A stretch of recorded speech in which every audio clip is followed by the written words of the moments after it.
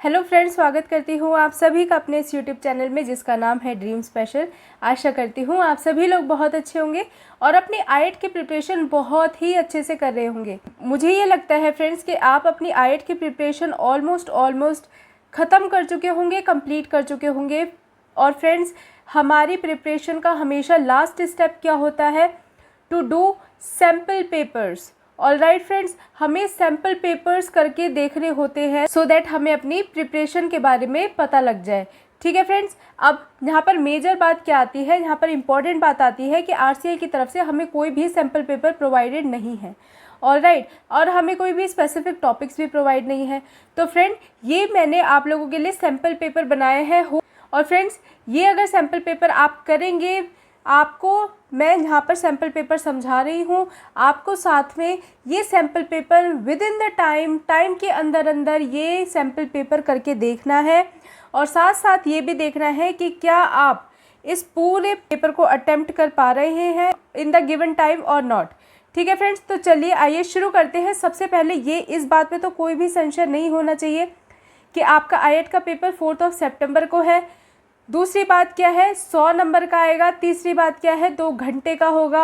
और friends, next क्या है कि भाई 5 सेक्शन आएंगे जिसमें कि 20 क्वेश्चन ईच होंगे। नेगेटिव मार्किंग नहीं होगी। सेक्शन 1 अब हम इंग्लिश का देख लेते हैं। फ्रेंड्स, अभी तक आपने अगर हमें ज्वाइन नहीं किया है ऑन टेलीग्राम, आप टेलीग्राम से हमें ज्वाइन कर सकते हैं। एज वेल एज आप हमें ज्वाइन कर सकते हैं on Facebook and also on Instagram. शुरू करते हैं अपने सेक्शन फर्स्ट, मतलब कि इंग्लिश, जो कि आएगा 20 नंबर के। और क्वेश्चंस कितने होंगे फ्रेंड्स? 20 क्वेश्चन होंगे। और ऑलमोस्ट आपको यही मान के चलिए कि आपको इस वाले जो सेक्शन को इसको 20 मिनट में ही परफॉर्म करना है। सबसे पहले फ्रेंड्स, आपका एक पैसेज आपको देखने के लिए मिलेगा। ठीक है, एक पैसेज देखने के लिए मिलेगा। ये पैसेज आप देख लीजिए। अब ये पैसेज करने के लिए काफ़ी बच्चे ना बहुत ज़्यादा टाइम फ्रेंड्स अपना ना वेस्ट कर देते हैं। अपना जो टाइम है वो एक मिनट बहुत ज़्यादा इम्पॉर्टेंट होता है जब हम एग्ज़ाम देने वाले होते हैं। तो इस पैसेज को किया कैसे जाए? तो फ्रेंड्स, मैं कैसे करती थी इस वाले पैसेज को? अब देखिए, मैं क्या करती थी फ्रेंड्स, मैं सबसे पहले अपने क्वेश्चंस को रीड आउट करती थी। ठीक है, फॉर एग्जांपल मैंने फर्स्ट क्वेश्चन रीड आउट किया, द मानसून इज़। अच्छा जी, हिंदी वाले कहने लगे कि मैम इसको इंग्लिश में ट्रांसलेट कर दीजिए। देखिए जी, इंग्लिश तो इंग्लिश में ही आएगी और आपको इंग्लिश में ही अटैम्प्ट करनी पड़ेगी। ऑलराइट, तो देखिए जी, फर्स्ट जो क्वेश्चन कह रहा है वो है मानसून इज़। ठीक है, मानसून इज़ के मतलब मानसून के बारे में आपसे पूछा गया है। आप ऊपर से देखना शुरू करेंगे। ठीक है, the monsoon which is essentially the seasonal rivers in wind direction. ठीक है जी, विंड डायरेक्शन। देखिए जी, आपको यहाँ पर बी ऑप्शन मिल जाता है, seasonal rivers in wind direction. कुछ भी पढ़ने की ज़रूरत नहीं है, पूरा पैराग्राफ पढ़ने की ज़रूरत नहीं है, आपको यहीं से ही ये वाला जो ऑप्शन है वो मिल जाएगा। फिर मैं फ्रेंड्स क्या करती हूँ, फिर मैं बढ़ जाती हूँ सेकंड क्वेश्चन की तरफ। अब सेकंड क्वेश्चन में हमसे क्या है, एक पर्टिकुलर क्या है, फुल फॉर्म पूछ ली गई है ITCZ की। अब देखिए, मेरे को जो है पूरे पैराग्राफ में ITCZ या तो यहाँ दिख रहा है या फिर यहाँ पे दिख रहा है। अब इसके यहाँ पर तो मेरे को इसकी फुल फॉर्म नहीं दिख रही है, बट यहाँ पर मेरे को इसकी फुल फॉर्म दिख रही है, जो कि है इंटर ट्रॉपिकल कन्वर्जेंस जोन। ठीक है फ्रेंड्स, तो ये है आपकी फुल फॉर्म, आपको यही ऑप्शन में मार्क करनी है। ठीक है फ्रेंड्स, तो आपकी क्या हुई फ्रेंड्स? तो फ्रेंड्स, आपका इसमें भी क्या है answer, inter tropical convergence zone. बिल्कुल भी पढ़ने की जरूरत नहीं है, टाइम लगने वाला है इन क्वेश्चंस को करने के लिए। सेकंड ऑप्शन देख लीजिए, the main cause of monsoon is. ठीक है, मेन कॉज क्या है मानसून का। ठीक है, अगर आप देखिए फ्रेंड, जैसे कि मैं क्वेश्चन पढ़ती हूँ फिर डायरेक्टली हम उस पर चले जाते हैं, पैराग्राफ पे चले जाते हैं। आप ना क्वेश्चन के बाद ऑप्शंस भी पहले रीड कर सकते हैं। ठीक है friends, difference between the annual temperature tends over land and sea, difference between day and night temperature, moisture in the atmosphere, none of the above। अब देखिए, the major cause of monsoon is. अब हम ऊपर चलते हैं, फिर से हमें ऊपर से शुरू करना है। ठीक है friends, which is the essential season reverse in wind direction causes most of the rainfall. ठीक है, कॉजेज, यहाँ पे आगे causes most of the rainfall received in India, some of the other parts in the world. The primary cause, देखिए जी, the primary cause of monsoon is difference between annual temperature tends over land and seas. ठीक है जी, हमें अपना जो है answer जो है वो मिल गया है। Difference between annual temperature tends over land and seas, यही था प्राइमरी कॉज हमारा। आंसर आ गया 1 मिनट में, ठीक है जी। अब देख लेते हैं fourth question, low pressure region is created by. देखिए जी, अब आपको कुछ नहीं करना, लो प्रेशर, अब मैं ये भी नहीं कह रही आपसे कि पूरा ही आप जो है पैराग्राफ पढ़िए। लो प्रेशर एक वर्ड लिखा होगा, लो प्रेशर एक वर्ड लिखा होगा पूरे पैराग्राफ में, वो लो प्रेशर आप वर्ड जो है वो ढूंढ लीजिए, ठीक है। देखिए, दस the low pressure region created by the solar heating also changes latitude. देखिए सोलार हीटिंग, ठीक है जी। आंसर हमें अपना मिल गया है, फोर्थ वाले का भी कुछ पढ़ने का ज़रूरत नहीं है, सोलार हीटिंग हमारा आंसर है, ठीक है जी। इट रेन्स व्हेन, ठीक है, इट रेन्स व्हेन, अब आप इसके ऑप्शन अच्छे से पढ़ लीजिए। It rains when the most wind goes down, dry wind meets moist wind, the air can go no longer hold moisture resulting in precipitation, annual temperature goes down. देखिए जी, आप ये वाला जो है ना, आप ये पूरा का पूरा पैराग्राफ पढ़ सकते हैं, ठीक है। स्क्रीनशॉट ले लीजिए और इसका आंसर जो है आपको कमेंट बॉक्स में लिखना है, ठीक है। इसका आंसर मैं आपको नहीं बता रही हूँ, ठीक है फ्रेंड्स। आगे चलते हैं। देखिए सिनोनिम, जिसको नहीं पता होगा, सिनोनिम वैसे तो सभी को पता होता है। सिनोनिम का मतलब क्या होता है, सेम, सेम से याद रखिएगा, सेम मीनिंग वाले, ठीक है। The synonym of massive is, देखिए मैसिव, हम एक सेंटेंस यूज़ करते हैं, जो ज़्यादा ही इंग्लिश का प्रयोग करते हैं भारत में, उनके मुंह से आप लोगों ने ज़्यादातर सुना होगा, there is a massive difference, there is a massive crowd, there is a massive क्या, massive dirt, there is a massive everything. मतलब मैसिव का वर्ड इसलिए यूज़ करते हैं क्योंकि वो ज़्यादा दिखाना चाहते हैं, ठीक है। मैसिव का क्या मतलब है, लमसम, मतलब कि वहाँ पे एक लमसम अमाउंट ऑफ पॉपुलेशन थी, या फिर स्ट्रॉन्ग थी, लिटिल थी, या फिर इसका मतलब है ह्यूज। देखिए जी, मैसिव का जो सीधा सीधा मतलब है वो है ह्यूज, मतलब कि बड़ा। मैसिव इज़ बड़ा, बहुत बड़ा, ठीक है जी। इसके बाद नेक्स्ट, द एंटोनिम, एंटोनिम हो जाता है इसी का ही ऑपोजिट, जिसे हम लोग बोलते हैं। अब देखिए जी, क्वेश्चन है, what is antonym of polite. Polite मतलब कि जो बहुत ही सौम्य हो, पोलाइट हो, अपने उसका नेचर जो है वो बहुत साधारण सा हो, और एक सुलझा हुआ सा, बहुत। पोलाइट को हम लोग क्या बोलेंगे हिंदी में, मेरे को एक वर्ड याद नहीं आ रहा है। पोलाइट का मतलब कि बहुत ही निर्मल सा हो, ठीक है। तो उसको क्या बोलेंगे हम, उसका अपोजिट क्या होगा। देखिए जी, पोलाइट का सीधा सीधा पता लग रहा है कि इम्पोलाइट तो है, ठीक है। अब हार्श, पोलाइट का हार्श, हार्श तो मतलब एक खुड़खुड़ी सी चीज़, या फिर हार्श किसी ने कठोर बोल दिया, ठीक है, तो ये तो नहीं होगा। देखिए पोलाइट ये हमारा एक नेचर को दर्शाता है, ठीक है। इम्पोलाइट हमारे नेचर को दर्शाता है, रूड एक नेचर हमारे जो है नेचर को दर्शाता है। Option A and B is the correct answer. Harsh को हटा के रूड और इम्पोलाइट दोनों ही इसके अपोजिट मतलब कि एंटोनिम होंगे। एक फ्रेंड्स आपके इस तरीके को क्वेश्चन आने वाले हैं, the man who I sold my house was a cheat, मतलब कि एक आदमी को जिसको मैंने अपना घर दिया था वो एक चीट था, मतलब कि एक धोखा था, ठीक है। अब आपको सीधा यहाँ पर नहीं बढ़ जाना, अब आपको देखना है कि सबसे पहले तो कौन से टेंस में बात हो रही है, पास्ट में हो रही है, प्रेजेंट में हो रही है, फ्यूचर में हो रही है। साफ पता लग रहा है, वॉज अगर लिखा है तो मतलब कि बात जो है पास्ट की हो रही है, ठीक है। तो जी देखिए, सेल का अगर पास्ट हम करेंगे, सेल मतलब बेचना, अगर बेचने को हम पास्ट में लिखेंगे तो क्या आता है वर्ड सोल्ड, तो पहला और ऑप्शन दूसरा ऑप्शन तो गया, एलिमिनेट हो गया, ठीक है। अब फ्रेंड्स आपको ना पता लगे ना कि इसमें क्या आएगा, तो ये पूरा सेंटेंस बोल के देखना, इन दोनों सेंटेंसेस को लगा के।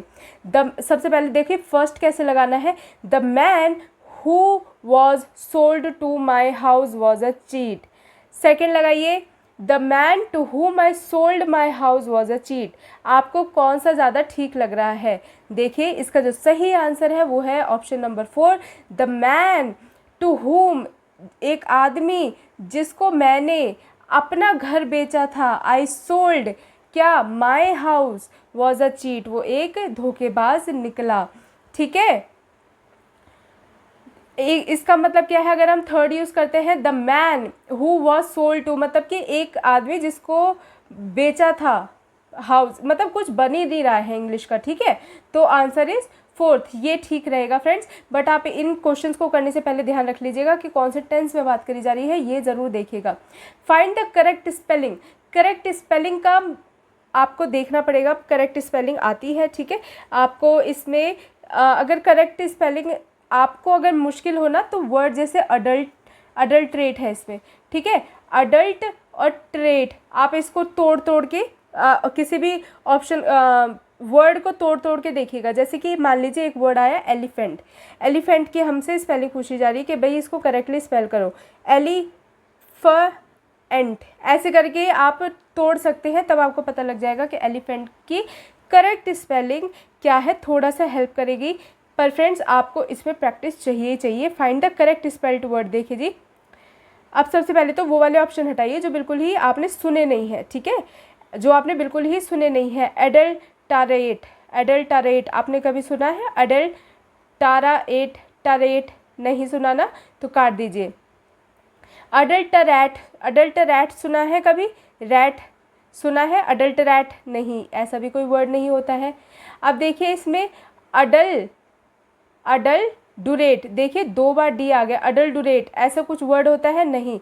आपको स्पेलिंग देखने की भी ज़रूरत नहीं है, आप इस पर ऑप्शन लगा के आ जाइएगा। Adulterate is the correct answer, adulterate. देखिए हमने अडल को अलग हटाया, टरेट को अलग हटाया। टरेट को अगर हम लिखने लगे तो TE रेट, RATE रेट, इस तरीके से आपकी जो है स्पेलिंग आ जाती है।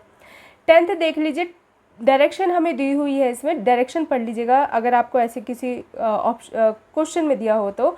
Choose the word meaning of underline in the given sentence. All right, आपको क्या करना है इसमें कि जो अंडरलाइंड वर्ड है ना, जैसे ये वाला वर्ड है, इसका आपको वर्ड मीनिंग बताना है। मीनिंग क्या कहना चाह रहा है।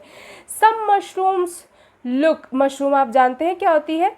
खाने वाला जो पदार्थ होता है, एक छतरी टाइप होती है, ठीक है। Some mushroom look innocuous but are in fact poisonous. देखिए बट जहाँ पे आ गया ना, जैसे बट आ गया, ठीक है, तो बट क्या है, हमेशा जैसे एक मतलब कोई बात कर रहा है, अगर यहाँ पे बट आ जाता है ना, तो इसकी उल्टी बात करेगा, मतलब कि अपोजिट बात करने लग जाएगा। यहाँ पे इसने सीधी बात करी, जैसे कि मोहन एक अच्छा लड़का है पर वो काम ढंग से नहीं कर पाता, तो मोहन के विरुद्ध एक जो सेंटेंस हुआ उसके पक्ष में हो गया, एक जो सेंटेंस हो गया उसके विरुद्ध में हो गया। जब भी बट का यूज़ आता है मैं आपको वो बता रही हूँ, ठीक है। तो जैसे आप मान लीजिए मैं IELTS पास कर लूँगा बट मेरी तैयारी अच्छी नहीं है, तो आपने एक पॉजिटिव सेंटेंस बोला, एक नेगेटिव सेंटेंस बोला। बट किस लिए यूज़ किया जाता है आपको समझ में आ गया होगा। अब देखते हैं इसका ठीक आंसर क्या होगा। आपको अगर इसका इसका मतलब भी नहीं पता है, कोई बात नहीं। सम मशरूम, मशरूम के बारे में आप जानते हैं। लुक मतलब सम, कुछ मशरूम दिखते हैं कैसे, इनॉक्यूअस। बट अब हमें पता है but are in fact poisonous. देखिए अब ये पॉइजनस मतलब कि जहरीला, अब ये हमें पता लग गया कि ये हमारा कोई नेगेटिव सेंटेंस है। पॉइजनस के बारे में बात कर रहा है, मशरूम के पॉइजनस होने की बात कर रहा है, ठीक है। तो आप क्या इससे जो पहले वाला वर्ड जो होगा वो कैसा लेंगे, पहले वाले जो सेंटेंस होगा वो कैसा लेंगे, मशरूम के फेवर वाला आंसर लेंगे, मतलब कि जो मशरूम की तारीफ़ कर रहा हो, जो मशरूम को अच्छा दिखा रहा हो, ठीक है। Completely harmless. अच्छा देखिए इस चीज़ को करने का एक तरीका और है। इस वाले डैश वाली जगह पे ना, इस वाली गैप वाली जगह पे आप क्या करेंगे, आप इन वर्ड्स को है ना जो लिखे हुए हैं नीचे, इनको लगा के देखेंगे। Some mushrooms look completely harmless but are in fact poisonous. कुछ मशरूम दिखते हैं जैसे कि वो हार्म नहीं करेंगे, पर क्या होते हैं, कम्प्लीटली पॉइजनस होते हैं, मतलब कि जहरीले होते हैं। नेक्स्ट ऑप्शन पढ़ते हैं। Some mushroom look completely detrimental but are in fact poisonous. Some mushroom look overwhelming but are in fact poisonous. Some mushroom look causing harm but in fact poisonous. देखिए जी, causing harm ये भी हट गया, completely detrimental ये भी हट गया, overwhelming भी हट गया। मुझे तो सबसे जो ठीक आंसर है वो ये लग रहा है, some mushroom look completely harmless, मतलब कुछ दिखाई तो ऐसे देते हैं कि जैसे वो बिल्कुल ही हार्म नहीं करेंगे, पर क्या होते हैं, असलियत में वो बहुत जहरीले होते हैं, पॉइजनस होते हैं। तो ये आपका जो आंसर है वो बिल्कुल ठीक है, उम्मीद करती हूँ आपको थोड़ा बहुत समझ में आ रहा होगा कि इंग्लिश को अटेम्प्ट कैसे करना है। नेक्स्ट है the hater of knowledge and learning. देखिए, हेटर एक इंसान के बारे में बोला जा रहा है कि जो नॉलेज और जो लर्निंग मतलब सीखने से जो हेट करता हो, मतलब कि उससे बहुत नफ़रत करता हो, ऐसे इंसान को क्या बोला जाता है? तो देखिए friend, hater of knowledge and learning, ऐसे इंसान को हम क्या बोलते हैं जो नफ़रत करता हो नॉलेज से और लर्निंग से? तो देखिए, बिब्लोफाइल, फिलियोलॉजिस्ट, मीसोगाइनिस्ट या फिर देखिए यहाँ पे मीक्सो नहीं आना है, मीजो आना है, एसओलॉजिस्ट, मीजोलॉजिस्ट। ठीक है, जो हेट करता है नॉलेज से और लर्निंग से उसको कहते हैं मीजोलॉजिस्ट। ऐसे भी आपको वर्ड ध्यान में रखने हैं। ठीक है, there are plenty of vegetables in the house, you dash buy any. देखिए, प्लैनिटी का मतलब क्या होता है कि हमारे घर में प्लैनिटी मतलब काफ़ी वेजिटेबल्स पड़ी हैं या फिर काफ़ी फ्रूट्स पड़े हैं या फिर काफ़ी ये सामान है। प्लैनिटी मतलब फुल ऑफ, ठीक है, मतलब काफ़ी। ठीक है, देयर आर प्लैनिटी मतलब कि जितने में हमारा काम चल जाए उस अमाउंट को कहते हैं plenty. There are plenty of vegetables in the house, you dash buy any. अब लगा के देखिए आपका कौन सा ऑप्शन सबसे ज़्यादा ठीक बैठता है। There are plenty of vegetables in the house मतलब घर में काफ़ी वेजिटेबल्स पड़ी है। You dash buy any, you might not buy any, तुम नहीं ला सकते। यू मस्ट बाय एनी, देखिए जब काफ़ी सारी वेजिटेबल्स पड़ी ही हैं तो क्यों लानी है वेजिटेबल्स। यू नीड नॉट, आपको ज़रूरत नहीं है। ठीक है, आपको ज़रूरत नहीं है और लाने की, ये ऑप्शन हम कंसीडर कर सकते हैं। यू कैन नॉट, देखिए आप किसी को बता नहीं सकते, आप किसी को कमांड नहीं दे सकते कि आप ला नहीं सकते हैं। You can not, you could not, तो ऐसे ला नहीं सकते, ऐसे नहीं बोलते हैं। यू नीड नॉट, हमें ज़रूरत नहीं है और वेजिटेबल्स की हमें ज़रूरत नहीं है। नीड मतलब ज़रूरत और नॉट मतलब नहीं, ज़रूरत नहीं है। एग्जाम्पल से समझिए, आपके फादर मार्केट जा रहे हैं वेजिटेबल्स लेने के लिए। ठीक है, आपकी मदर बोलती है there are plenty of vegetables in the house मतलब कि बहुत सारी सब्जियां पड़ी है। अब फर्स्ट ऑप्शन देखिए, यू माइट नॉट, आपको कोई ज़रूरत नहीं है। यू मस्ट बाय, आपको बहुत सारी वेजिटेबल्स लाने की ज़रूरत है। आपको एक तो ज़रूरत ही नहीं है। ठीक है, दूसरी चीज़ है आप ला सकते हैं। यू मस्ट, आपको लानी ही होगी काफ़ी सारी वेजिटेबल्स खरीद के। थर्ड ऑप्शन हमारा कह रहा है you need not buy anything, आपको कोई और वेजिटेबल खरीदने की ज़रूरत नहीं है क्योंकि काफ़ी सारी वेजिटेबल्स ऑलरेडी घर पर है। You can not buy any, आप खरीद नहीं सकते। क्यों नहीं खरीद सकते जी? अब वो जब वेजिटेबल्स खरीदने जा रहे हैं वो तो वेजिटेबल्स खरीद सकते हैं। ठीक है, तो option C is the right answer. कभी समझ में ना आए, ऑप्शंस को ब्लैंक में जो फिलअप दिया हुआ है उसमें लगा के देख लीजिएगा, आपको थोड़ा बहुत अंदाज़ा लग जाएगा कि क्या कहना चाह रहा है। 13 क्वेश्चन पढ़ते हैं। You dash listen to the teacher when she is teaching you. देखिए जी, आपको अपनी टीचर की सुननी, आपको डैश सुननी चाहिए जब आपके टीचर्स आपको पढ़ा रही हो। आपको कांट, आपको नहीं सुननी चाहिए। तो फर्स्ट ऑप्शन कह रहे हैं आप सुन नहीं सकते। क्यों नहीं सुन सकते जी? आप जब आपके टीचर पढ़ा रही हो। बी ऑप्शन कह रहे हैं शुड नॉट मतलब चाहिए, नहीं सुनना चाहिए। आपको नहीं सुनना चाहिए जब आपके टीचर आपको पढ़ा रही हो। क्यों नहीं सुनना चाहिए? ठीक है, तो ये ऑप्शन भी गया। You should listen to the teacher when she is teaching you. देखिए, अगर मैं नहीं भी आपको ये इसका ऑप्शन समझाती ना, आपको तब भी समझ में आ जाता कि यहाँ पर जो है शुड ही यूज़ होगा कि आपको अपने टीचर की सुननी चाहिए जब टीचर आपको पढ़ा रही हैं। यू मे, तुम्हारा मन है तो सुनो, नहीं मन है तो मत सुनो। You may listen to the teacher, सुनना है सुनो, नहीं सुनना मत सुनो, तो मे भी नहीं आएगा। ठीक है, तो इस तरीके से आप ऑप्शन जो है लगा दीजिएगा। अब correct the sentence, correct the option, इनको करने का सही तरीका यही है। सेंटेंस देख लीजिए बस कौन से फॉर्म में है, कौन से टेंस में है। येस्टरडे, कल की बात कर रहा है और आज बता रहा है। I dash the movie yesterday. अब देखिए, I seen the movie yesterday, I saw the movie yesterday. जी हाँ, सी अगर हम सी को पास्ट टेंस में लिखते हैं तो सॉ हो जाता है। आई सी कॉन्टिन्यूस टेंस है, ये कट गया। आई हैज़ सीन, ये भी हैज़ सीन भी नहीं आएगा। ठीक है, आई सीन भी हमारा जो अभी भी चल रहा है उस वाले फॉर्म में आ जाएगा। ठीक है, तो हमारा जो सही ऑप्शन है वो है B answer, I saw the movie yesterday, मैंने कल एक मूवी देखी थी और ये जो मूवी देखी थी वो कल ही ख़त्म हो गई। ठीक है, आज तक नहीं चल रही है, इसलिए अभी कोई भी दूसरा ऑप्शन नहीं आएगा। पहले मूवी चली थी और पास्ट में ही वो ख़त्म हो गई। ठीक है, जैसे कि हमें हमारा ऑप्शन बता रहा है, तो एक सी का जो अगर हम पास्ट देखेंगे तो वो है सॉ। ऑल राइट, इसकी देखिए 15th question, the student completed his homework. देखिए इसमें आपको दिक्कत आ सकती है, हैज़ किसके साथ लगाए, हैव किसके साथ लगाए। ठीक है, अब मैं आपको इसका एक मूल मंत्र बताती हूँ कैसे आइडेंटिफाई कर सकते हैं। द स्टूडेंट, कितने स्टूडेंट की बात हो रही है, एक स्टूडेंट की बात हो रही है। ठीक है, यदि एक स्टूडेंट की बात हो रही है, देखिए सबसे पहले एनिमिनेट करना सीखिए। Is am are, is am, ठीक है, इज एम आर के साथ अगर ये वाला वर्ड होता है तो ये हमेशा आईएनजी में चला जाता है।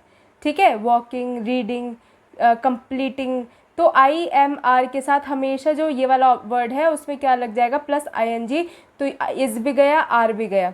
ठीक है, एलिमिनेट हो गया। मेजर इशू कहाँ पे आएगा, मेजर इशू आएगा हैज़ और हैव में। ठीक है, अब देखिए the student dash completed his homework. देखिए जब एक छात्र की बात हो रही है, एक स्टूडेंट की बात हो रही है, तो याद रखिएगा कि हम क्या यूज़ करेंगे। अब आप हैव भी लगा के देखिएगा, हैज़ भी लगा के देखिएगा। The student have completed his homework, नहीं, the student has completed his homework, yes. Has इसमें लगेगा फ्रेंड्स, क्योंकि यहाँ पर जो है सिंगुलर फॉर्म है। ठीक है, स्टूडेंट्स लिखा होता तो हैव लिखा आ जाता। All right, we should inform dash of them. ठीक है जी, we should inform dash of them. अब देखिए we should inform many of them, हमें उन्हें मतलब कुछ को बता देना चाहिए, जैसे कि फ्यू या फिर सभी को बता देना चाहिए। We should inform many of them, ज़्यादा से ज़्यादा को बता देना चाहिए। ठीक है, वी, अब इसमें से लगा के देख लीजिए word, we should inform many of them, नहीं, we should inform every of them, नहीं, we should inform few of them, नहीं, we should inform all of them. Yes, ये आंसर बिल्कुल ठीक लग रहा है, तो यही आपका सही आंसर है।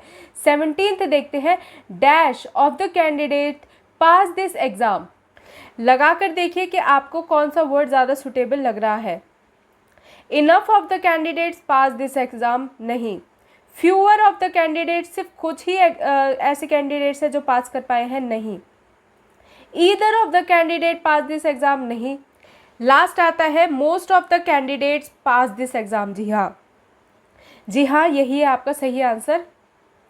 और आप बताइए कि अगर आपको इसके अलावा कोई और लग रहा है तो आप मेरे को वो भी बताइएगा कमेंट बॉक्स में, मैं आपको रीज़न दूंगी। ठीक है फ्रेंड्स, बट अगर आपको कोई क्वेश्चन नहीं समझ में आए तो अटेम्प्ट ऐसे ही करना है, हर एक वर्ड को लगा के देखिएगा। ब्लैंक में अगर वो बिल्कुल आपको सही साउंड कर रहा है, ग्रामेटिकली बिल्कुल सही बैठ रहा है, तो दैट इज़ योर आंसर। बिना किसी सोचने समझ के आप अपना जो आंसर है वो लगा के आ जाइएगा, 110% आंसर सही होगा। नेक्स्ट क्वेश्चन पर चलते हैं फ्रेंड्स। नीदर यू, ना तो तुम, नॉर योर सिस्टर, ना ही तुम्हारी बहन, शुड डैश टू देम। देखिए नहीं आता आंसर, कोई बात नहीं, लगा के देखिए। Neither you nor your sister should talk to them, जी हाँ बिल्कुल सही लग रहा है।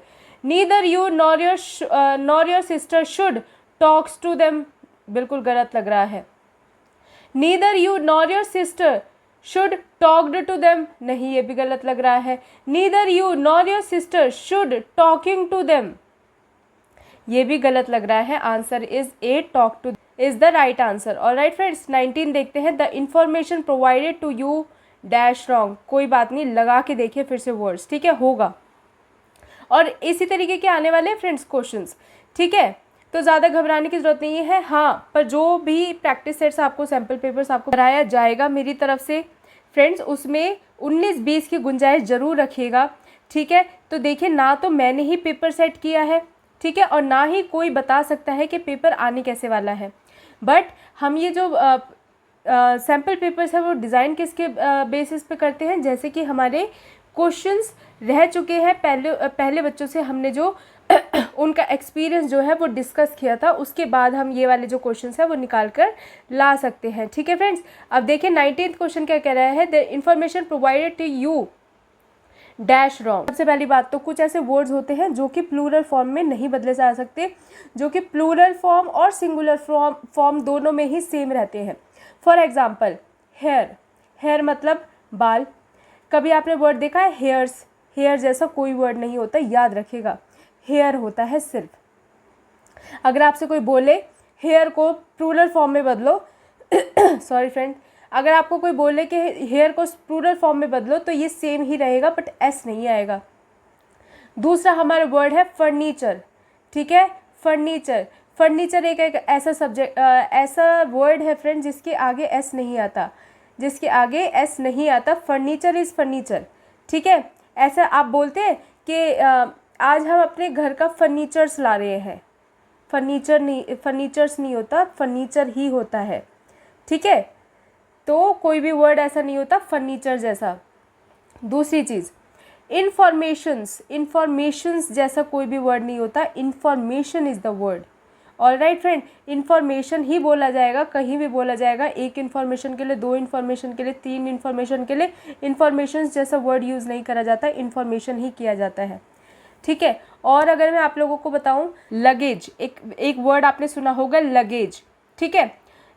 एक आपने वर्ड सुना होगा लगेज, ठीक है। ये मेरा लगेज पड़ा है। कभी आपने ये बात बोली है ये मेरे लगेजेस है या ये मेरे लगेज है, ये हम एयरपोर्ट पे जा रहे हैं, ऐसा वर्ड नहीं होता है। Luggage is only luggage, luggages, luggage, ऐसा कोई भी वर्ड नहीं होता है। तो इन सब छोटी छोटी बातों का, टिप्स का आप ध्यान रखिएगा, ठीक है फ्रेंड्स। तो देखिए the information provided to you dash wrong. The information, जैसे कि मैंने आपको बताया सिंगुलर में कहा जाएगा ये, तो वर तो गया, ठीक है। The information provided to you, देखिए डिड, प्रोवाइड लिखा रहता तो हमें पता लगता कि ये प्रेजेंट में बोल रहा है, बट अगर प्रोवाइडेड लिख दिया तो इसने पास्ट टेंस में बोला है। तो आर किस में यूज़ होता है? आर प्रेजेंट में यूज़ होता है, ऑल राइट। तो ये भी ऑप्शन कट गया। The information provided to you has been wrong, नहीं जी, वॉज रॉन्ग, ठीक है। जो आपको इन्फॉर्मेशन प्रोवाइड कराई गई थी वो गलत है। और फ्रेंड्स लास्ट क्वेश्चन जो है वो देख लीजिए। A large number of soldiers dash died for the country. Died से आपको पता लग गया कि किसके बारे में बात करी जा रही है, पास्ट टेंस में बात करी जा रही है। सोल्जर्स से पता लग गया कि मैम ने जो बताया था ऊपर स्टूडेंट वाले क्वेश्चन में, तो उसमें एक स्टूडेंट के बारे में बात करी गई थी, तो हमने क्या वर्ड यूज़ किया था। अब यहाँ पे सोल्जर्स की बात करी जा रही है, मतलब एक सोल्जर नहीं, बहुत सारे सोल्जर्स की बात करी जा रही है। तो अब क्या लगेगा, ठीक है, हैज़ कट गया। इसका मैंने आपको बताया था कि यहाँ पे आईएनजी आना चाहिए, ठीक है। आर कट गया क्योंकि यहाँ पे आईएनजी आना चाहिए। Option is D, soldiers have. देखिए जब सिंगुलर अगर कोई भी यहाँ पे वर्ड होगा तो क्या लगेगा, हैज़, ठीक है। कोई भी प्लूरल वर्ड होगा तो लगेगा हैव। तो यहाँ पर बच जाता है फ्रेंड्स हैव। ऊपर हमने क्या यूज़ किया था, हैज़, यहाँ पर हम क्या यूज़ कर रहे हैं, हैव, ठीक है जी, हो गया। अब क्या है फ्रेंड्स कि अब आपका जर्नल अवेयरनेस वाला भी, ये वाला जो पोर्शन है, ये भी अभी मैं वीडियोस बनाकर आपके साथ शेयर कर दूंगी। सुबह तक आपको सारी वीडियोस देखने के लिए मिल जाएंगी फ्रेंड्स। मैं मैथ्स की जो एक वीडियो है, काफ़ी लंबा ना हो जाए, मैथ्स के कुछ क्वेश्चंस कराऊंगी जिससे मैं कि आपको ट्रिक्स बताऊंगी। ट्रिक्स बतानी ज़रूरी है, ठीक है। नहीं तो फ्रेंड्स ये जो मैथ्स की जो मैंने आपके लिए प्रैक्टिस बनाई है, सैम्पल पेपर बनाया है, ये आपको मैं टेलीग्राम चैनल पर टेलीग्राम चैनल पर शेयर कर दूंगी, वहाँ से आप जाकर ज़रूर देखिएगा। आशा करती हूँ आपको ये वीडियो बहुत पसंद आई होगी। अगर पसंद आई है तो लाइक कर दीजिए। एंड फ्रेंड्स सेकंड पार्ट के लिए हमारे साथ जुड़े रहिए। जुड़े रहने के लिए आप हमारे चैनल को सब्सक्राइब कर सकते हैं, ठीक है फ्रेंड्स, ऐसी ही आने वाले वीडियोस देखने के लिए। तब तक के फ्रेंड्स करते रहिए मेहनत, ठीक है, और ज़ोरों शोरों से मेहनत करते रहिए। और फ्रेंड्स हम इस बार ये पेपर जो है ज़रूर क्लियर कर देंगे, ठीक है फ्रेंड्स। तो मिलती हूँ आपसे नेक्स्ट वीडियो में, तब तक के लिए friends take care and friends do remember dream it, achieve it, bye bye.